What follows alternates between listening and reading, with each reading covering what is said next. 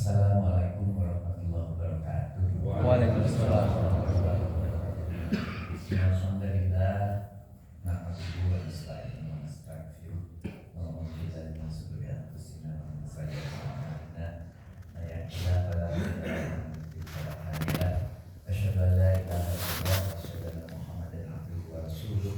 Allahumma shalli ala sayyidina Muhammad wa alihi wasallam. Bismillahirrahmanirrahim.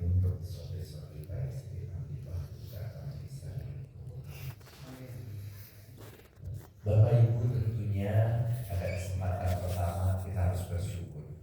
Bersyukur Bapak dan Ibu diberi kesempatan Allah untuk duduk bersyukur bersama orang-orang yang soleh di tempat yang berbahagia ini, di pagi yang segar ini, yang tidak semua orang dapat menikmatinya. Anugerah dan hidayah ini mahal Bapak dan Ibu sekalian. Dengan mudah akan mencabut hidayah itu dari kita. Ketika kita diberi sakit saja, hanya sedikit, dikasih sedikit flu, dikasih lutut kita yang sudah susah naik turun jalan yang naik turun seperti kesini, itu saja sebuah kenikmatan yang saudara-saudara bisa sampai di tempat yang berbahagia. Dan kemudian tentunya kita masih diberi keimanan dalam dada kita, diberi keinginan untuk duduk bersama-sama sahabat-sahabat yang lain yang juga sesama yang soleh. Dan kemudian kita bersyukur pula telah diberi umur sampai sebegini.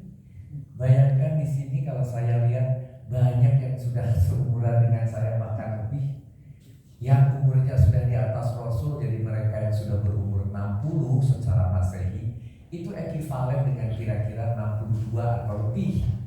Secara Hijriah Rasul itu 62 sekian, hampir 63 tahun. Jadi kita sudah diberi umur yang begitu panjang, saudara-saudara sekalian. Dan berbahagia sekali karena apa? Terpelihara keimanan kita di dalam dada kita. Masih banyaklah syukur-syukur yang harus kita sampaikan karena apa? Betapa hari ini kita bisa menikmati oksigen yang gratis. Sementara 2 tahun yang lalu banyak sekali berseliweran kita harus belanja banyak hanya untuk sebotol oksigen ketika zaman virus. Dan oksigen itu kita lupakan sebagai sesuatu yang sudah seharusnya, seolah-olah gitu ya. Padahal sebetulnya itu Allah sudah sediakan dan disiapkan dengan pas. Hanya 21% di udara ini. Yang lainnya ada nitrogen, ada gas-gas lainnya, ada yang lain yang mengakibatkan terpelihara. Bayangkan kalau kemudian kita pongah kepada Allah, ya Allah, berikan oksigen lebih seperti saat zaman corona keluar dari botol yang sudah begitu bersih oksigennya. Apa yang terjadi? Hutan-hutan oksigennya akan membakar hutan itu dengan temperatur sedikit saja. Karena terlalu tinggi oksigen. Akan dengan mudah. Tidak ada lagi kesetimbangan. Jadi kesetimbangan sudah Allah perhitungkan karena Allah begitu presisi menciptakan alam semesta. Sudah sangat presisi dari angkanya, dari prosesnya, dari bendanya. Oleh karena itu, rasa syukur ini tidak cukup. Belum tubuh kita. Bayangkan tubuh kita yang aneh ini, aneh dari pemikiran manusia, bisa berdiri di atas 2 kaki dengan sangat setimpal. Rukuk pun kita tidak jatuh. Bayangkan bagaimana caranya. Ketika jalan pun indah dilihat. Ketika manusia mencoba membuat sebuah alat yang bentuknya sangat persis dengan manusia yang kita sebut dengan robot, lihat jalannya. Bisakah seperti kita seindah kita? Tidak. Betapa indahnya proses tubuh, kesetimbangan tangan, kaki dan sebagainya. Allahu Akbar. Kalau kita berpikir seperti itu, tubuh yang sepotong ini pun oleh manusia dipelajari, dipotonglah namanya. Sepotong bagian segini disebut dokter mata, segini disebut dokter mulut, bahkan dokter gigi, segini disebut dokter THT, dokter internis, dokter kuku, dokter kulit untuk ibu-ibu biasanya. Bayangkan, satu tubuh aja dikeroyok untuk dipelajari manusia. Belum alam semesta, belum sekeliling kita, belum proses. Semua itu begitu presisi sampai para ilmuwan membuat rumus dan formula. Karena terulang dengan hal yang sama dan berulang dengan kepresisian, maka dijadikan rumus. Dengan rumus itulah maka kemudian kita bisa memprediksi. Ada yang memprediksi akan hujan nanti sore, hujan. Ada yang memprediksi pagi ini akan hujan, hujan. Ada yang memprediksi nanti akan terjadi sesuatu, misalnya ada gerhana, datang bulan, begitu. Itu semua dapat dihitung dengan sangat presis. Karena Allah menciptakannya alam semesta ini dengan sangat presis. Allah Akbar, masih banyak lagi loh. Oleh karena itu tidak henti-hentinya kita bersyukur. Mukadimahnya saya hentikan karena ini ada materi yang menarik pagi ini. Saya beri judul Belajar Mandiri Kauliah. Kemudian pada posisi pagi ini karena berdekatan dengan bulan Ramadan, saya ambil tema tentang ayat puasa. Ayat puasa ini sering kita dengar, tetapi mari kita buka bersama-sama. Bukan saya yang membuka, bapak-bapak yang akan membuka. Tapi saya akan menyelipkan satu yang sering kita dengar. Khairunas anfa'uhu linnas. Khairun yang lebih baik, al-nasi menjadi mensifati, sehingga ketika kita dibaca secara keseluruhan, manusia yang lebih baik, begitu. Jadi ini adalah sebuah bahasa nahwu sorofnya sibeh jumlah, belum sebuah kalimat. Itu sebuah kata yang dirangkai menjadi dua. Khairun nas, manusia yang lebih baik. Selesai. Terus apa? Ini pertanyaan. Maka di dalam ilmu nahwu sorof disebut mubtada. Belum selesai. Perlu jawaban, perlu khobar. Muncullah khobar anfa'u. Nah, di sini. Anfa'u itu kebermanfaatan. Anfa'uhum kebermanfaatan bagi mereka. Siapakah mereka? Al-nas juga. Begitu. Jadi sebaik-baik manusia adalah yang kemanfaatan bagi manusia lainnya. Begitu kalau dibahasakan, karena dari bercerita manusia di depan, maka pakai lainnya di belakang. Tapi pertanyaannya, apa sebetulnya konsep manfaat? Manfaat itu adalah ujung-ujung dari kita beribadah. Mulai dari ibadah yang mahdoh, yang memang sudah digariskan dengan segala tuntutannya yang kemudian dicontohkan di dalam hadis, yaitu perilaku Rasul dan ucapan Rasul. Kemudian dilaksanakan menjadi manfaat bagi orang lain. Itu ujung-ujungnya. Ketika kita melakukan ibadah-ibadah ritual tanpa memberi manfaat kepada manusia lainnya, bahkan memberi mudarat pada manusia-manusia lainnya, apakah ada keseimbangan antara ibadah-ibadah kita yang mahdoh tadi? Nah, jadi ternyata menjadi manfaat itu menjadi sangat penting. Tentunya manfaat tidak harus kemudian setiap saat kita memberikan harta, kemudian kita memberikan sumbangan, tetapi pemikiran, ucapan yang baik membuat tetangga menjadi tenang, kehadiran kita ditunggu orang, kemudian membuat kita ini orang lain menjadi terselesaikan masalahnya dan sebagainya dan sebagainya. Banyak sekali proses manfaat, dan manfaat itulah yang menjadi koper saudara ketika menuju akhirat yang tidak akan lama lagi. Saudara percaya berapa lama lagi? Masih tidak akan lama lagi. Kita sudah 60 tahun atau lebih. Apakah kita akan mengulang 60 tahun kemudian? Rasanya tidak. Berarti sebentar lagi kita harus menenteng koper. Persis ketika kita haji dan umroh, pergi satu koper, pulangnya 2 koper, kan begitu. Ketika kita jalan ke sebuah tempat yang baru, pergi satu koper, pulang 2 koper. Bahkan pergi tanpa koper, pulangnya sudah bawa koper untuk oleh-oleh. Masa kita dilahirkan ke dunia, pulang tidak membawa koper yang berisi amal-amalan yang disebut manfaat? Dan manfaat itulah yang kemudian diukur Allah. Pantaskah kita masuk ke surga? Dicek manfaatnya. Kalau manfaatnya cukup, ya masuklah. Kalau manfaatnya terkurangi oleh dosa-dosa kita, terkurangi bahkan minus, ya bagaimana Allah bisa memasukkan ke dalam surga? Kan begitu. Jadi manfaat itu menjadi ujung dari segalanya. Jadi pengingat bahwa koper kita harus diisi. Mari kita lihat umur kita. Kita pernah balita. Ya, kita ada yang sudah pernah balita. Pasti pernah ya. Ada yang pernah jadi anak-anak. Pernah tentunya. Ada yang pernah dewasa. Rasanya sudah ya. Ada yang sudah tua. Oh iya, kita sudah tua. Ada yang sudah uzur. Banyak orang mengaku belum. Padahal sudah uzur itu begini. Saya naik City Trans ke Jakarta pakai AC, balik lagi sorenya pulang ke Bandung. Kok sekarang udah gak enak badan ya? Dulu malah lagi muda, pergi kemana-mana itu gak ada, itu gak enak badan. Sekarang nyetir sendiri, mau pergi ke Tasik dengan jalan kolak-kelok, pulang tuh pegel seluruh badan. Itu artinya udah uzur. Hati-hati, kita sudah di ujung kalau di sisi umur itu. Kita sudah di sini. Berbeda dulu mah berdiri terleng. Terleng itu apa ya? Terleng ya. Berdiri bertek. Bertek juga susah ya.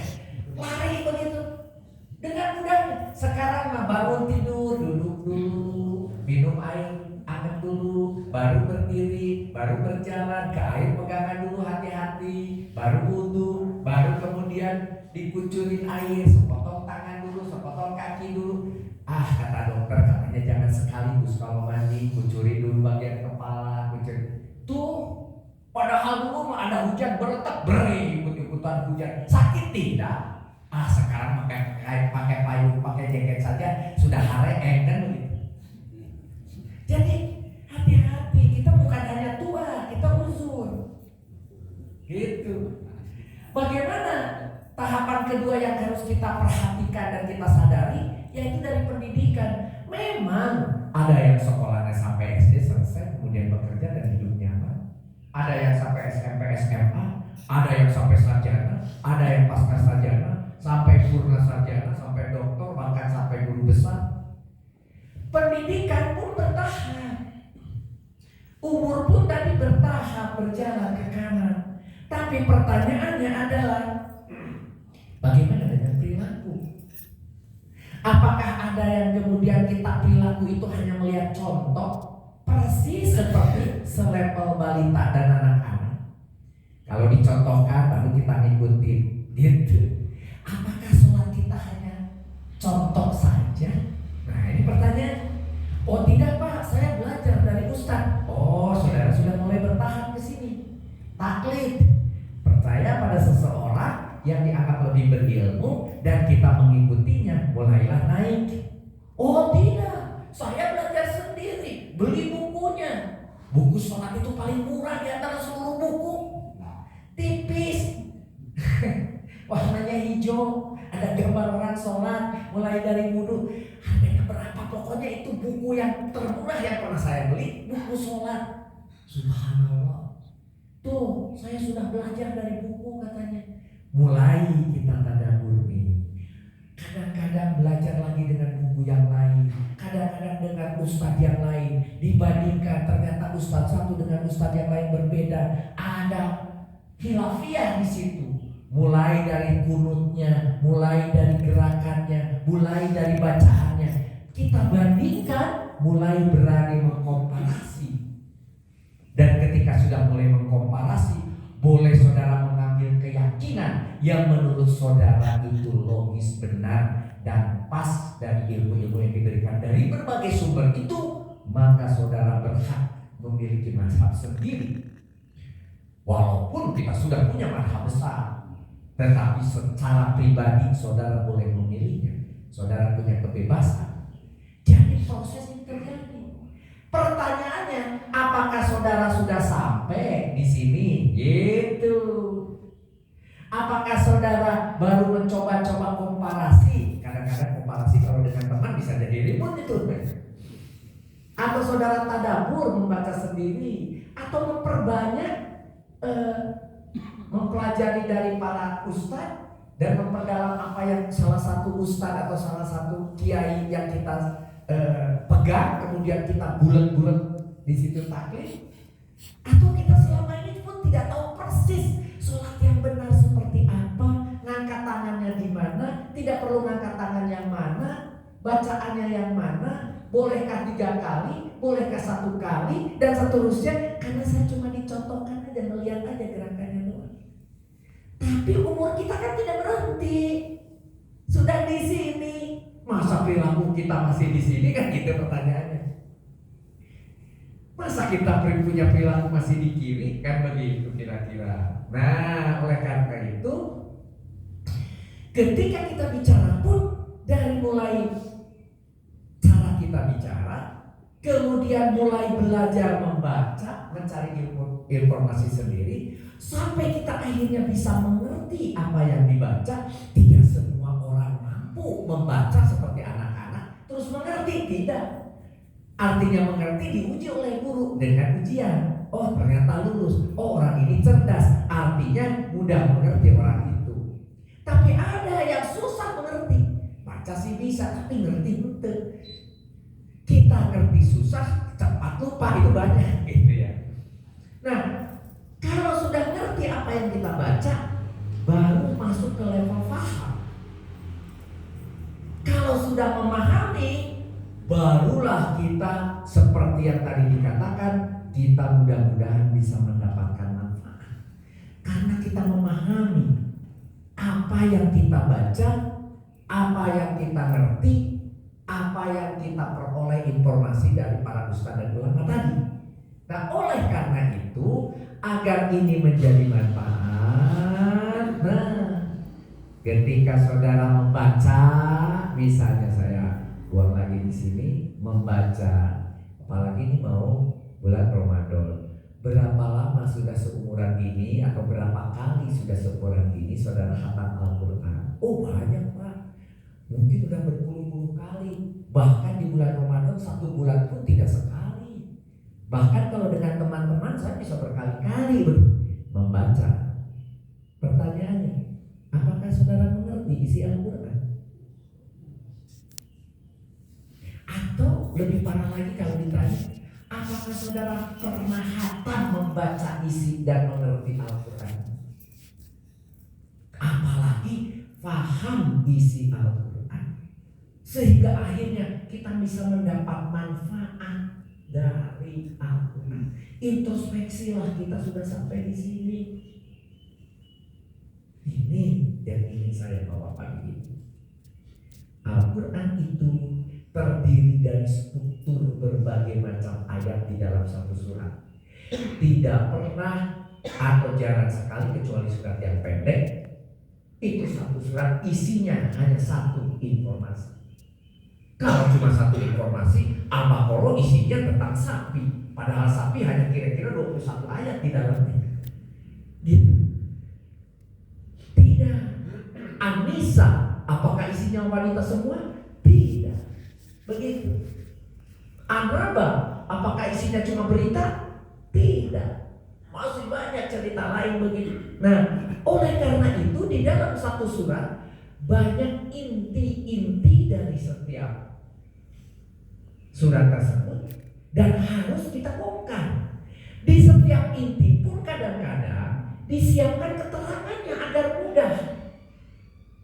Kemudian diberi keterangan, dan keterangan pun kadang-kadang berupa contoh masa lalu. Maka di situ ada sejarah para nabi. Ini apa sih Al-Quran? Beda dengan undang-undang. Kalau undang-undang jelas langsung pasal 1 harus ini, pasal kok ini ada cerita Ibrahim, cerita Yunus, cerita Adam. Itu maksudnya contoh masa lalu itu ingin memberi penerangan kepada saudara yang ketika menerangkan inti apa yang ingin disampaikan oleh Allah. Ada cerita masa datang. Benarkah akan terjadi akhirat itu? Benarkah ada surga dan neraka? Sampai diterangkan bentuk atau kejadian di surga negara neraka itu yang kira-kira seperti manusia pikirkan. Di surga ada sungai yang mengalir. Kata orang yang hidup di pinggir sungai, setiap hari saya hidup di situ. Apa enaknya surga kan begitu. Kemudian ada buah beruntai-untai, tinggal memetik. Kata petani, saya kalau bertani juga jualnya murah, kok buah silahkan ambil. Tuh. Tetapi kemudian disiapkan kemudian tempat tidur yang terbuat dari emas bagi mereka yang bercita-cita ingin tidur nyaman dengan di atas emas. Disiapkan wanita-wanita cantik yang sebaya begitu. Itu hanya untuk menggambarkan kepada kita yang kira-kira otak kita mengerti dan bisa dapat diterima. Tapi sebenarnya yang disebut surga lebih daripada itu yang kita tidak mampu menggambarkannya. Tidak mampu. Ada sesuatu yang hebat. Begitu juga neraka. Sejak kecil sudah dikasih tahu, nanti disetrika punggung, nanti dipotong lidah, kan begitu. Dikasih minum dan tembaga yang cair, disuruh makan buah jakun untuk menggambarkan bahwa di sana tidak nyaman. Tempat yang paling tidak nyaman untuk kembali begitu digambarkan untuk ukuran manusia. Tapi kenyataannya walau alam, saudara-saudara sekalian, itulah masa yang akan datang. Masa lalu ada analogi, ada kiasan, ada perumpamaan di dalam Al-Quran, ada mutasabihat dan sebagainya. Jadi itu semua hanya keterangan untuk menerangkan inti, dan kita harus tahu di dalam sebuah surat itu ada berapa inti di sini. Nah, sebagai contoh misalnya atau sebagai keterangan berikutnya, di dalam Al-Quran itu isinya adalah kauliah. Seperti yang pagi ini saya sampaikan, adalah kauliah dari kolam perkataan.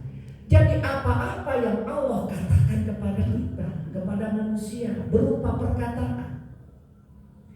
Perkataan-perkataan yang disampaikan kepada Rasulullah melalui malaikat Jibril.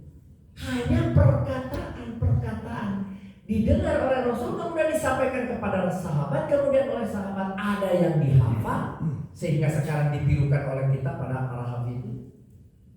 Ada yang dihafal, ada yang ditulis di mushaf-mushaf, di kertas-kertas dan sebagainya. Kemudian nanti di zaman Utsman dikumpulkan, dijadikan Rasem Utsmani yang sekarang kita baca itu. Awalnya tanpa harokat, kemudian karena ternyata Al-Quran dibawa ke berbagai negara yang tidak berbahasa Arab, dikhawatirkan bacaan yang berbeda, barulah dikasih harokat. Kemudian indah didengarkan agar cara membaca dan mendengarkan, melantunkannya pas, dikasihlah panjang pendek, bahkan ada panjang yang 4 harokat, 6 harokat. Padahal di dalam ilmu nahwu sorof hanya panjang atau pendek. Tetapi di dalam melantunkan, saudara, kemudian ada yang harus 4 dan 6 dan seterusnya. Ada yang harus diidgham, digabungkan sehingga enak didengar. Begitu. Jadi itulah yang namanya Al-Quran, segala perkataan yang ada, yang telah diberikan Allah kepada kita. Nah, dilengkapilah oleh hadis. Hadis itu artinya cerita. Hadis itu adalah apa-apa selain yang dikatakan oleh Rasul, adalah perbuatan Rasul yang dilihat oleh sekelilingnya, yaitu oleh para sahabat, oleh para istrinya dan sebagainya. Kemudian dituliskan, dihafalkan oleh beberapa orang. Ketika dikumpulkan, jadilah hadis. Tapi karena kita tahu mulut ke mulut manusia bisa terjadi distorsi, bisa terjadi ada perubahan kata, bisa ada terjadi perubahan pengertian, maka dipeliharalah dengan cara dicari oleh Bukhari, oleh Muslim, oleh Abu Daud, apakah perawinya dapat dipercaya dan sebagainya. Muncullah ada hadis sahih, hadis dhaif, hadis hasan dan sebagainya. Nah, ini semua harus saudara juga nikmati, tetapi tentunya ini harus lebih kritis dalam membaca hadis, karena ada kemungkinan terjadi distorsi. Jadi apa yang dikatakan dan diperbuat Rasul itu jadilah hadis. Dan kalau saudara pernah membeli hadis, ternyata memang lebih tebal dari Al-Quran. Bahkan Al-Quran ada yang sangat tipis, bahkan sekarang berupa HP, tipis sekali. masuk di saku, di kereta, di mobil, di stasiun kita bisa baca Al-Quran. Karena sudah ada di dalam HP. Begitu. Jadi hadis ini cukup banyak karena apa yang dikatakan dan diperbuat Rasul ditulis semua di situ. Termasuk tata cara ibadah munculnya di hadis nanti tata caranya. Perintah ibadah ada di dalam Al-Quran karena perintah harus datang dari Allah. Tetapi contoh harus datang dari Rasul. Bagaimana dengan yang diperbuat Allah? Ini kan cuma yang dikatakan Allah, Al-Quran yang 114 surat tersebut yang katanya saudara sudah hafal berpuluh-puluh kali tadi, walaupun tidak mengerti. Tetapi bagaimana dengan yang dikatakan Allah itu dilengkapi dengan apa yang diperbuat Allah? Yang dikatakan Allah dilengkapi dengan hadis, yaitu yang dikatakan dan diperbuat Rasul. Tetapi yang diperbuat Allah yang disebut karunia itu ada di sekeliling kita. Ayat dalam bentuk benda. Bagaimana bisa ada benda diciptakan kesannya tidak ada? Sebuah pepaya datangnya dari tanah, diambil dengan menggunakan akar, tetapi tentunya harus tanah yang sudah digemburkan oleh hujan, oleh angin, menjadi tanah yang kecil, dari mulai batu yang boulder menjadi sand, menjadi pasir, menjadi clay, menjadi debu yang tipis, menjadi silt. Barulah itu bisa dikeluarkan mineralnya. Ketika datang air, disedot dengan yang namanya akar, baru bisa naik dengan ilmu kapilar, naik ke atas, kemudian terbakar oleh matahari di daun, jadilah makanan, turun lagi ke bawah, menjadi pengembangan pohonnya itu sendiri, menjadi pengembangan tubuhnya pohon, menjadi pengembangan daun, menjadi bunga, menjadi buah, menjadi pepaya. Prosesnya ditanam jadi pepaya, rasanya manis. Ditanam sebelah sini jadi salak, ada rasa kecut. Ditanam sebelah sana jadi mangga. Pertanyaannya satu saja. Tolong ciptakan satu buah salak dan tidak ada jadi ada. Bisakah kita? Allahu Akbar. Hanya sebuah salak saja kita tidak mampu, saudara. Hanya sebuah salak. Padahal buah-buahan begitu banyak variasinya. Kalau sekarang sudah musim durian, itu tidak pernah ada rasa durian yang sama. Satu kepala dengan kepala yang lain dari durian itu pasti berbeda. Wangi durian saja sudah susah diciptakan. Rasa durian sudah susah diciptakan. Bentuk durian. Bagaimana proses dari tanah bisa jadi durian? Coba bayangkan. Tuh, itu adalah ayat Al-Quran. Tanda-tanda, ayatun itu tanda-tanda yang Allah berikan kepada manusia bagi mereka yang mau berpikir. Baru dari kejadian benda, dari proses atau dari kejadian atau dari peristiwa adanya gempa. Kemudian dikatakan, wah gempa, ini sudah dekat kiamat. Tidak, sebelum manusia ada pun, sebelum manusia masuk ke bumi pun, gempa sudah ada. Bahkan letusan gunung sudah ada. Zaman purba letusan terbesar misalnya sisanya adalah Danau Toba sebagai kawahnya. Sebelumnya ada Tambora yang membuat Eropa 6 bulan tidak bisa dapat sinar matahari karena seluruh dunia tertutupi oleh kotoran atau debu dari meletusnya gunung Tambora. Kalau cuma meletus Galunggung cuma 2 tahun, saya ketika itu masih mahasiswa. Allahu Akbar, setiap 2 minggu saya harus pulang ke Tasik. Kenapa? Rumah saya di Tasik, orang tua saya pasti kena pasir, naik ke atap menurunkan pasir. Kenapa? Kalau tidak diturunkan datang hujan berat ambruk. Jadi wajib ketika setelah terdengar meletus saya pulang ke Tasik. Begitu. Allahu Akbar, alhamdulillah ya Allah, diberikan 2 tahun hujan pasir di Tasik. Pasir di Tasik, tidak ada debu. Tidak ada debu, hanya di Bandung yang ada debu. Di Tasik tidak ada debu, hanya pasir gitu. Lebih besar dari itu. Maka selama 2 tahun itu tiap hampir seminggu 2 minggu meletus Galunggung.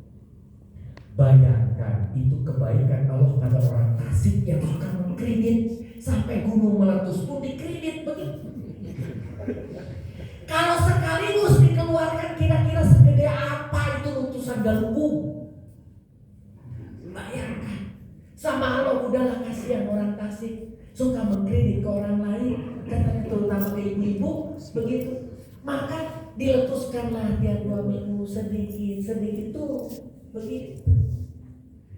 Ini cerita orang Tasik, karena banyak keluarga saya orang Tasik dikatakan, kan saya mah tidak pernah mau dilunasi. Aduh bagus aku kan. Bukan kan saya mah. Aku udah Cina kalau dilunasi, kapan saya ketemu si ibu itu lagi? Tuh bahaya ini. Hati-hati ya Bu sama tukang kredit. Itu modus itu, tidak mau dilunasi. Ya nanti tambah lagi, berhutang lagi, nyambung lagi. Ketemu tiap minggu begitu. Allah Akbar.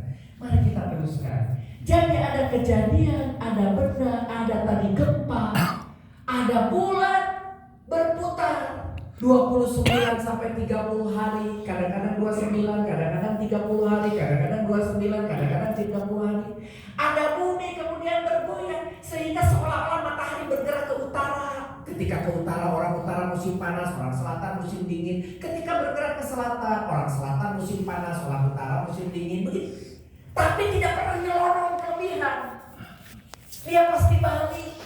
Sampai kita tahu dia akan ada di titik yang persis di atas Ka'bah 1 tahun 2 kali. Pada saat itu persis matahari ada di atas Ka'bah. Jangan kita baca di WA. Subhanallah, hari ini ada matahari persis di atas Ka'bah. Waduh, berarti kita harus siap-siap ini. Kiamat sudah dekat. Rasul sampai sudah mengatakan kiamat sudah dekat. Zaman Rasul begitu sudah.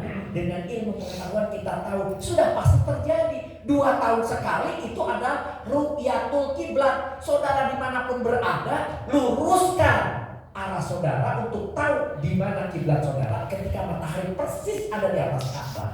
Pada jam dan waktu tersebut, ketika saudara mau membangun masjid, arahkan itu.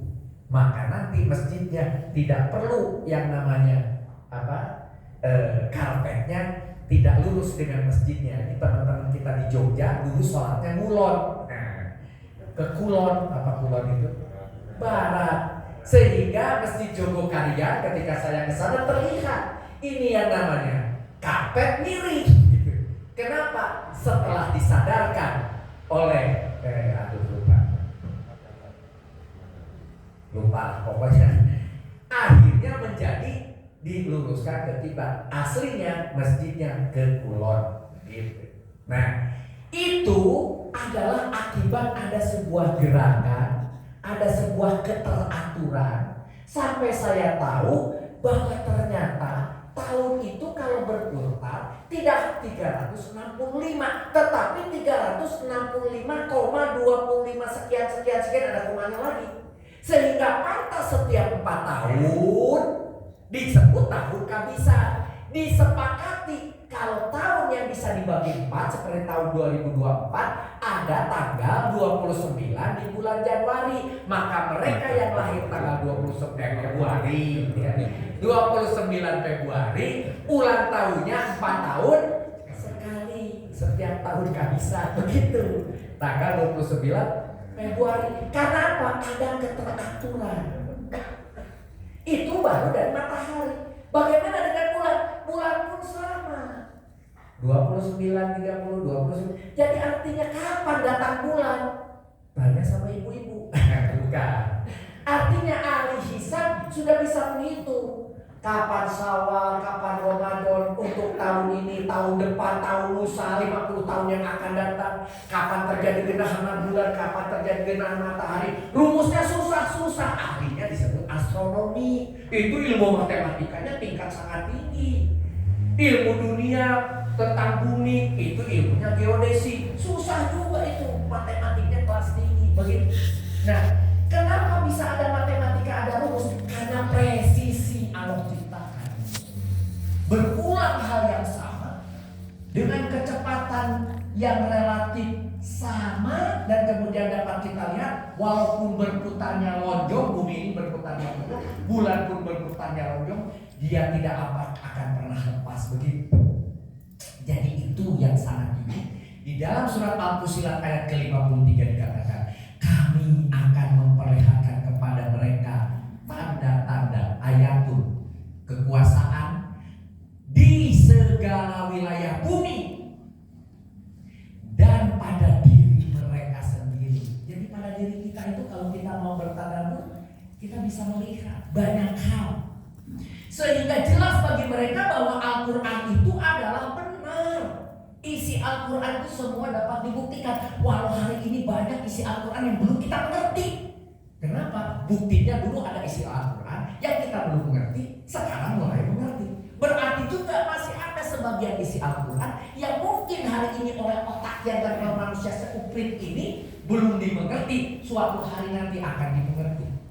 Contoh seperti itu, dirahasiakanlah jenis-jenis makanan yang bermanfaat. Allah katakan, ma khalaqta hadza batila, tidak ada yang sia-sia yang kami ciptakan. Benarkah sejak saya kecil itu yang namanya menguruk, saya lempar, bau, injek. Kok sekarang dijual? Ada buah noni dikasih kapsul begitu. Artinya otak manusianya yang berubah. Noninya dari dulu ada, pembunuhnya dari dulu ada. Hari ini kita sepakat yang namanya telur mengandung kolesterol berbahaya, dihindari. Ternyata ada ilmuwan lain mengatakan otak kita terbuat dari kolesterol. Manusia tidak boleh kehilangan kolesterol, tetap makan itu telur. Terus bingung kita. Karena dari mana dapat kita punya makanan untuk otak kita? Kita menjadi cepat lupa, menjadi cepat pikun kalau kita kurang kolesterol kan. Jadi hati-hati. Pikiran manusia, kesimpulan manusia itu dia nisbi. Tetapi apa yang ada di dalam Quran itu yang benar. Cuma kita belum tahu yang persisnya yang mana. Tapi berproses dengan yang namanya ilmu pengetahuan. Bumi datar, ternyata terbukti bulat. Kan begitu sebagai contoh itu sederhana yang kita lihat. Walaupun di antara kita ada yang masih percaya bahwa bumi ini datar karena tidak pernah kemana-mana, tidak pernah naik pesawat, gitu ya. Tidak pernah malah menjadi astronom, tidak pernah tahu ada yang namanya Hubble, namanya teropong di ujung di luar sana yang tidak terhalang oleh awan, sehingga begitu mudah untuk menangkap berbagai informasi di angkasa. Ketika tahu, oh ternyata benar bulat. Ciptaan Allah pada umumnya bulat. Cuma kalau bulat ketemu bulat dua biji disebut garis. Garis ketemu garis berarti dua dimensi, tiga berubah jadi tiga dimensi dan seterusnya. Di dalam Al-Fussilat dikatakan begitu. Tiadalah cukup bahwa sesungguhnya Tuhanmu menjadi saksi atas segala sesuatu. Allah kulli syai'in qadir. Dia tahu, dia menguasai atas segala sesuatu. Mari kita masuk pada temanya. Temanya ini sebetulnya cuma satu ayat yang sering saudara dengar. Biasanya, ya ayyuhalladzina amanu kutiba alaikumusiyam kama kutiba alal ladzina min qablikum la'allakum tattaqun. Sudah. Ternyata tidak. Kenapa? Apakah ada berita di sini bahwa kita harus puasa bulan Ramadan? Tidak ada. Apakah kita di sini ada berita bahwa kita harus berpuasa itu dari fajar sampai maghrib malam? Tidak ada. Di sini ya ayyuha, wahai alladzina, orang-orang yang nggak selesai itu. Ya ayyuhalladzina, hei orang-orang yang apa? Ada yang diseru. Itu nida. Apa mudadanya? Mudadanya adalah amanu. Amanu ini fi'il madi, telah beriman. Kemudian ada wawu alif di belakang, itu namanya berarti memiliki domir hum, berarti mereka yang telah beriman. Jadi di sini yang dipanggil siapa? Wahai orang-orang yang beriman. Tidak dipanggil yang tidak beriman mah, gitu. Sehingga akhirnya yang namanya puasa dimasukkan pada salah satu rukun iman. Ini salah satu dasarnya. Para ulama itu memasukkan bahwa puasa itu masuk ke dalam rukun iman karena ini memang disampaikan di dalam Al-Quran. Wahai orang-orang yang beriman, kutiba itu dari kataba itu menulis, kataba. Kitabun itu bendanya yaitu kitab atau buku. Kataba menulis, tetapi pakai U menjadi di, ditulis, begitu. Telah ditulis, karena ini fi'il madhi, menjadi telah dituliskan. Kenapa di sini terjemahnya di dalam seluruh Al-Quran diwajibkan? Karena ini adalah ketika saya katakan, misalnya saya dari RW, Pak, hari Minggu pagi bersih-bersih di depan rumah ya, gorong-gorongnya sudah. Bapak tidak melakukan, ya paling juga si itu, bapak itu, rumah itu kotor terus kata Pak RW, cuma gitu doang. Tetapi kalau ditulis dalam bentuk pasal 1 keputusan RW pada tanggal sekian, di situ harus dibersihkan apa yang terjadi. Saudara suka tidak suka, kalau sudah ditulis jadi wajib. Saudara sekarang pernah membuat undang-undang negeri ini, undang-undang dasar? Tidak pernah. Tapi karena sudah ditulis jadi wajib mengikutinya. Kalau tidak ditulis maka tidak ada kewajiban. Sekali ditulis, sekali berupa undang-undang, itu menjadi mengikat bagi saudara. Kata kutiba ini artinya sudah dituliskan, sudah diundangkan, sudah diwajibkan kepada saudara. Akhirnya kita jadikan diwajibkan, bahasa kita Indonesia yang mudah, alaikum atas kalian siam berpuasa. Siam itu berpuasa yang spesial, ditujukan atau ditujukan bagi puasa yang di bulan Ramadan ini. Kalau saum itu biasanya untuk yang lain-lain pun disebut saum. Kebanyakan seperti itu di ayat-ayat yang lain tulisannya saum. Saumun, saumun, saumun, begitu. Nah, kalau siam itu di sini. Kama, nah seperti halnya gitu ya, atau sebagaimana kutiba juga pernah dituliskan atau diwajibkan ala atas aladina orang-orang yang min dari qobli. Qobli itu sebelum, Pak, nanti qobla Jumat ya kita ketemu. Udah tahu kan, udah biasa, udah jadi bahasa Indonesia. Oh, ba'da Jumat aja Pak. Nah, ba'da sesudah gitu, udah jadi bahasa Indonesia. Banyak sekali, ratusan bahasa Arab yang sudah jadi bahasa Indonesia. Qoblikum, nah, dari atau sebelum kalian, dari mereka yang sebelum kalian. Baru di sini ada pernyataan terakhir, la'ala, semoga, supaya kalian tatakun, menjadi orang-orang yang bertakwa. Jadi kalau saudara saum hanya diberi harapan semoga, itu baru semoga jadi otomatis. Kalau saudara saum terus jadi bertakwa, tidak. Semoga karena dengan kegiatan-kegiatan lain dan kemudian dijagai puasanya sedemikian rupa sehingga semoga menjadi bertakwa. Sampai di sini tidak ada keterangan harus bulan Ramadan, tidak ada keterangan dari pagi sampai sore, tidak ada keterangan mana yang membatalkan dan sebagainya. Mari kita lihat, ternyata disambung, di 183 karena kita belajar kauliah harus dicari kalau ada satu ayat itu apa intinya. Intinya ada 3. Wajib berpuasa bagi orang yang beriman. Tadi saudara pernah lihat, setuju dengan ini? Pernah kan lihat ya? Ya, saudara tadi lihat atau saudara tadi memahami di 183 wajib berpuasa bagi yang beriman. Yang kedua, pernah diwajibkan juga pada umat sebelumnya, ya kan? Nah, berpuasa agar menjadi bertakwa. 3 poin di ayat 183. Tapi ketika saudara lihat 184 berikutnya, ayat mamaduda, maka siapa di antara kamu, di sini yang bawahnya langsung saja gitu. Ayat mamaduda beberapa hari tertentu saja, yang ini belum disebutkan juga waktunya. Beberapa hari tertentu, berapa banyak dan kapan belum ada di situ. Kemudian faman, maka man siapa yang kana minku, ya, di antara kalian maridon, sakit au ata ala safarin, atau dalam perjalanan, maka siapa di antara kamu sakit dan dalam perjalanan gitu sebanyak hari Idathu min ayamin ukhor, sebanyak hari tersebut. Itu artinya yang tidak berpuasa itu wajib mengganti sebanyak hari yang ditinggalkan. Di sini baru ada dikatakan bahwa harus full. Bagi mereka, mohon maaf kalau wanita itu misalnya kena datang bulan, maka harus terpaksa dia berbuka, harus diganti, gitu. Karena di sini pernyataannya harus full, harus semuanya.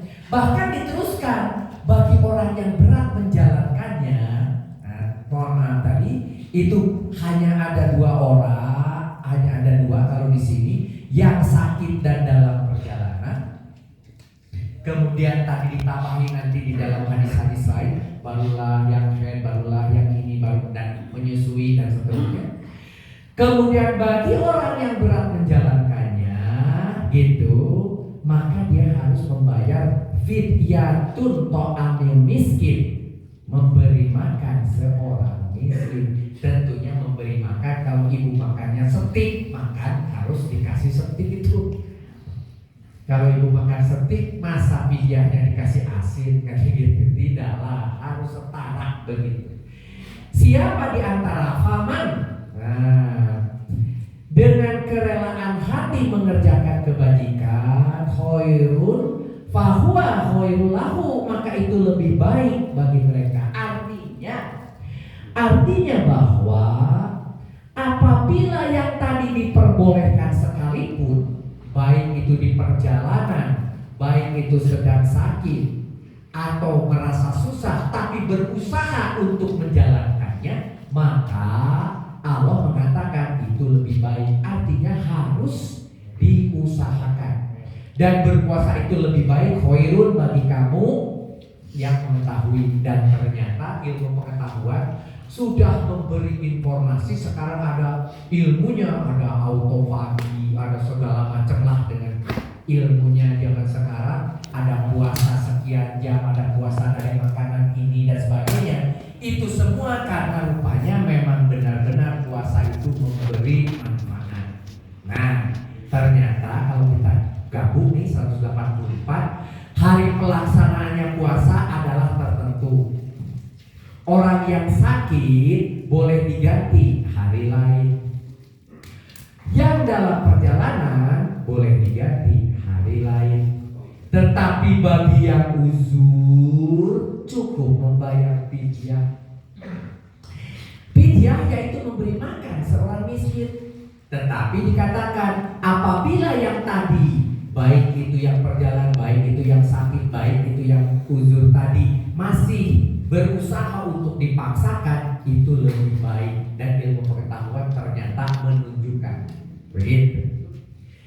Mari kita lihat 180, kita sudah mencari nih. Benar nih para ulama dan para ustadz itu menyampaikan ke kita.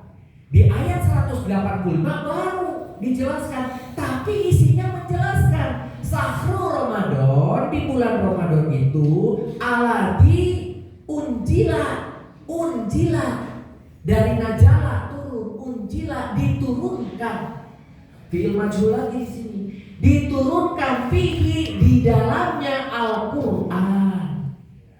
Ini mau menjelaskan bahwa di bulan Ramadan itu diturunkan Al-Qur'an, baru Al-Qur'annya diterangkan.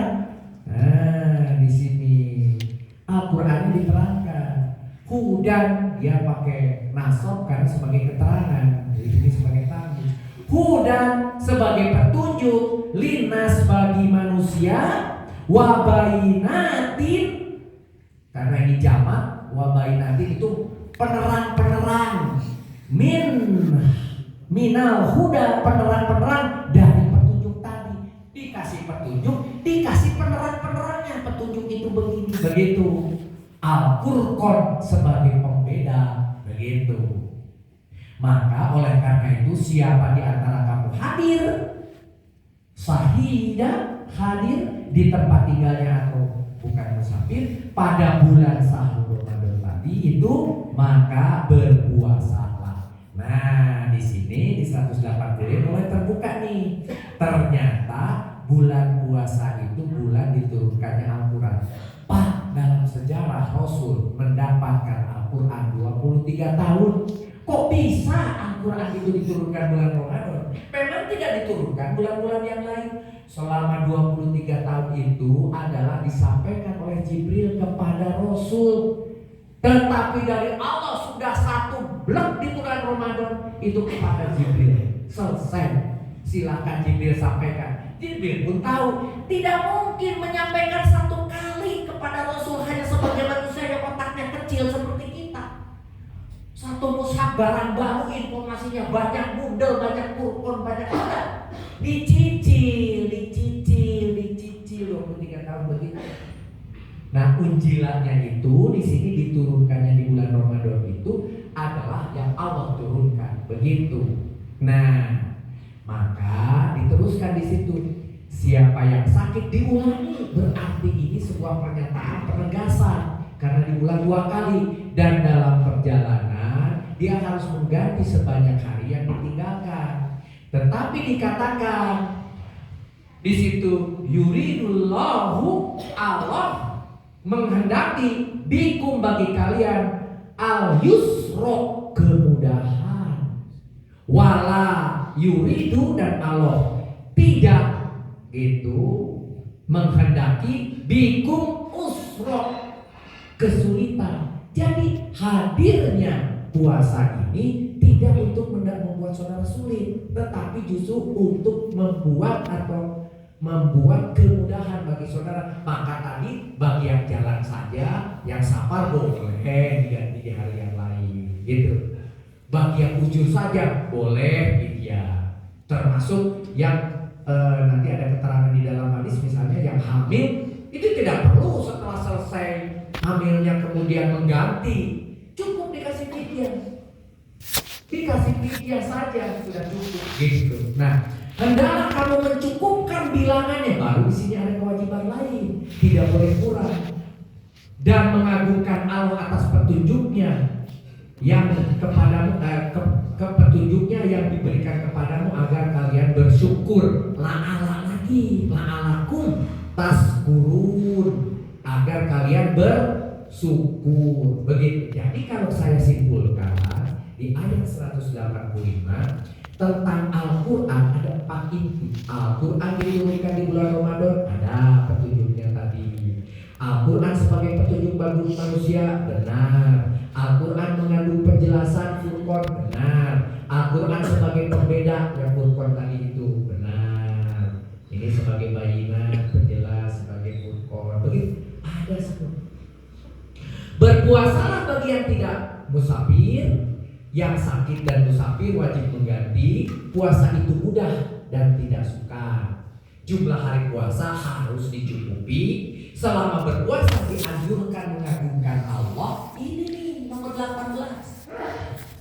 Berpuasalah agar bersyukur. Kenapa nomor 18? Di sini ditugaskan kepada saudara pada selama bulan puasa harus mengagungkan Allah yang telah menurunkan berbagai petunjuk dan Furqan, begitu. Jadi yang paling pendek yang sudah ada contohnya dari Rasul adalah subhanallah walhamdulillah wala ilaha illallah Allahu akbar. Maka itu harus terus digaungkan sepanjang bulan Ramadan. Kemudian oleh para ulama ditambah baca ini, ditambah baca itu, malah oleh beberapa kumpulan ibu-ibu dibuatlah hataman Al-Quran, dibuatlah Al-Quran bersama-sama dibaca seolah-olah hatam satu juz, satu orang kemudian menjadi hatam satu Al-Quran. Silakan, tetapi itu tambahan, tidak ada petunjuknya di dalam Al-Quran. Al-Quran hanya mengatakan mengagungkan Allah. Subhanallah walhamdulillah wala ilaha illallah Allahu akbar, diperbanyak dalam hati kita sambil nyetir, sambil jalan, sambil bekerja, sambil apapun. Nomor 18 itu. Dan di alat ke-186, apabila hamba-hambaku bertanya kepadaku, sampai di halaman 185 tadi baru menerangkan tentang turunnya Al-Quran. Di 186 kita tunggu nih, mana penjelasannya? Wahai hamba-hambaku, apabila bertanya kepadaku tentang aku dan tentang Ani, fa ini qorib. Apa itu?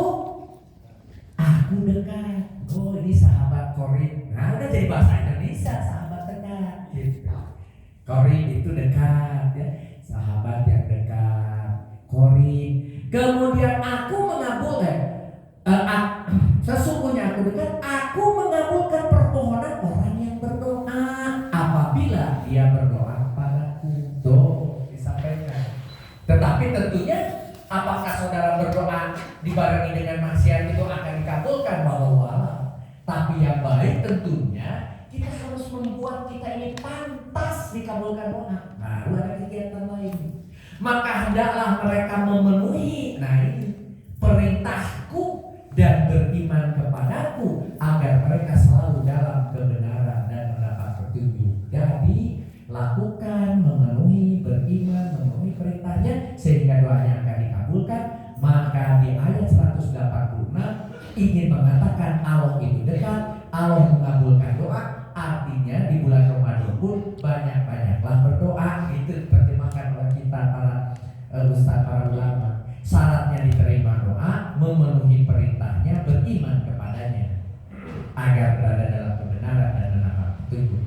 Sampai di sini pun belum ada. Tetapi setelah tadi disebutkan, oh ternyata bulan Ramadan diturunkan Al-Quran di atas. Oh ternyata puasa diwajibkan dan puasa harus penuh. Kalaupun juga terhalang harus dikodok. Kemudian muncullah ayat terakhir dan ayat-ayat tentang puasa, yaitu ayat 187. Jadi totalnya ada 5 ayat. Di sini baru diinformasikan uhila, pakai di lagi, dihalalkan laku bagi kalian lailata, pada malam hari bulan puasa, lailata siyami. Ini menjadi mudhof ilaih atau idhofah. Rofasu, bercampur ila nisa'akum, dengan istri-istri kalian. Kemudian dihaluskan oleh kita dengan istri-istri kalian. Dihaluskan lagi dengan istri tanpa istri-istri. Dengan istri kalian dihaluskan gitu. Ya kalau aslinya dengan istri-istri kalian, mohon maaf ini bapak-bapak terutama ibu-ibu ya. Karena begitu kata Al-Qur'annya, begitu. Dihalalkan bagimu pada malam puasa bercampur dengan istrimu. Nah, dihaluskan begitu. Nah, di situ dikatakan huna, tapi diulangi lagi. Huna itu domir, tapi domirnya adalah untuk wanita jamak. Jadi balik lagi, istri-istrimu ini atau wanita-wanitamu atau tadi apa? Nisa aku. Mereka adalah pakaian. Huna mereka yang banyak tadi, linas, libasu pakaian, libasu lakum bagi kalian. Wa antum, antum. Nah, sering kita mengatakan antum gitu. Antum itu kalian kalau banyak. Tapi kalau sendiri anta. Tetapi sering kita mengatakan satu orang, tapi kita bilang antum. Itu bukan salah, tetapi itu polite, mengagungkan. Satu orang kita bilang antum, padahal sebetulnya anta. Orang Jakarta bilangnya ente. Orang Saudi Arabia dalam amiyahnya inta, gitu ya. Untuk satu orang. Tapi kita bilang di sini antum, ya. Antum libasu, pakaian juga. Lahunna, bagi mereka, si wanita-wanita, si istri-istri tadi. Begitu. Jadi di sini mau mengatakan bahwa kalau malam hari boleh bercampur. Allah mengetahui bahwa kamu tidak dapat menahan dirimu sendiri. Tuh, Allah sudah tahu. Artinya di sini bahasanya, kalau akhirnya saudara tidak bisa menahan diri, insya Allah akan diterima tobat kalian dan dimaafkan. Artinya Allah akan memberi maaf. Jangan khawatir, jangan kemudian seolah-olah setelah itu segalanya hancur lebur. Tidak. Kalau ternyata sampai kejadian bukan di malam hari, nah, insya Allah asal saudara bertobat, saudara akan dimaafkan. Maka gitu. Sekarang campurilah ya mereka dan carilah yang telah ditetapkan Allah. Nah, baru ini menjawab di saat itu tidak semua istri ya. Tidak semua wanita nisa, tetapi yang telah ditetapkan. Siapa yang ditetapkan? Ada kan di dalam An-Nisa 21-nya harus dinikahi. Jadi diterjemahkan menjadi istri, itu bahasanya. Asalnya istri, tapi kemudian ditetapkan oleh Allah cara-caranya. Harus ada ijab kabul dan sebagainya. Itulah maka diterjemahkan dalam bahasa Indonesia walaupun tertulis nisa, tapi diterjemahkan menjadi istri. Alhamdulillah aman, kata ibu-ibu di belakang. Begitu ya. Jadi Allah tidak salah. Nah, di 187 diteruskan. Makan dan minumlah, kulu, ini fi'il amr, wa asrobu, minumlah, hingga menjadi jelas bagimu antara benang putih dan benang hitam, yaitu fajar. Di dalam hadis pernah dikatakan, ada sebuah riwayat bahwa pernah ada sahabat yang sengaja membawa benang hitam dan putih, nunggu kapan saya boleh berhenti makan. Ternyata ditegur oleh Rasul, bukan, itu adalah kiasan bahwa saudara adalah sudah harus menunggu sampai fajar. Itu sudah saatnya untuk berhenti saudara makan. Kemudian sempurnakanlah puasa sampai datangnya malam, yaitu maghrib. Akan tetapi jangan campuri mereka ketika kamu dalam keadaan beriktikaf.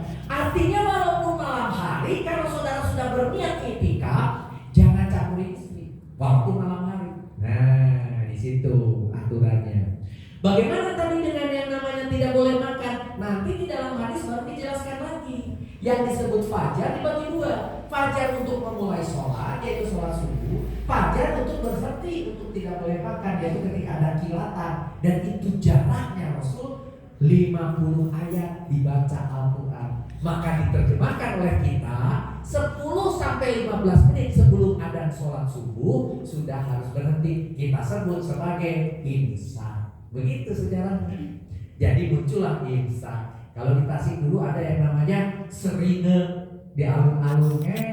Oh, itu udah imsak. Belum ada. Nunggu 10 menit kemudian baru pada adzan gitu, baru sholat. Ya. Nah, terakhir di sini itulah batas-batas ketentuan Allah. Maka janganlah kamu mendekatinya. Demikian Allah menerangkan ayat-ayatnya kepada manusia agar lagi la'alahum ya takut. Jadi dari tadi hanya berharap, hanya semoga dengan adanya ini saudara itu menjadi takwa dan bersyukur. Maka kalau saya ambil inti dari ayat 187, dihalalkan bercampur pada malam hari, bercampur diibaratkan pakaian. Bila dilanggar aturan yang barusan itu, bercampur itu Allah akan menerima tobat dan memaafkan. Bercampur harus mengikuti ketentuan, yaitu harus ada ijab kabul dan sebagainya. Batas berbuka adalah fajar, batas berpuasa adalah malam. Beriktikaf di dalam bercampur walaupun malam. Jangan mendekati batasan yang telah ditetapkan. Diterapkan aturan ini untuk apa dan petunjuk ini untuk apa? Untuk supaya bertakwa. Maka dari kumpulan inti-inti yang 183 sampai 187 ayat ini, kalau saya kumpulkan hanya ada 8. Untuk kemudahan, kalau tadi itu hanya melihat benar-benar letter dikumpulkan, direnungi, ketemu cuma 8 Pak. Dari 183-87. Pertama, wajib berpuasa bagi orang yang beriman. Ada di mana? Ada di 183, 84, 85. Kedua, berpuasa agar menjadi bertakwa. Ada di 187 dan 183.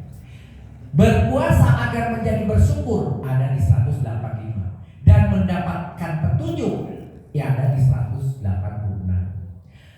Itu yang kedua. Yang ketiga, hari berpuasa adalah sebulan Ramadan di 184 dan 185. Waktu berpuasa sejak fajar hingga malam tiba ada di 187. Dihalalkan bercampur malam kecuali saat iktikaf di ayat 187. Orang yang boleh tidak berpuasa diganti hari yang lain, yaitu kalau sakit, kalau dalam perjalanan atau safar 184, 185. Yang ujur boleh diganti dengan fidyah 184, 185. Selama berpuasa dianjurkan untuk mengagungkan Allah dan berdoa. Itu 186. dari hadis-hadis, muncullah tadi ada yang khataman ya, muncullah tadi tentang misalnya bagaimana kalau orang hamil, muncullah tadi bagaimana kalau orang disuntik, kalau orang diinfus, itu nanti di hadis, tidak di ayat Al-Quran. Itu yang ingin disampaikan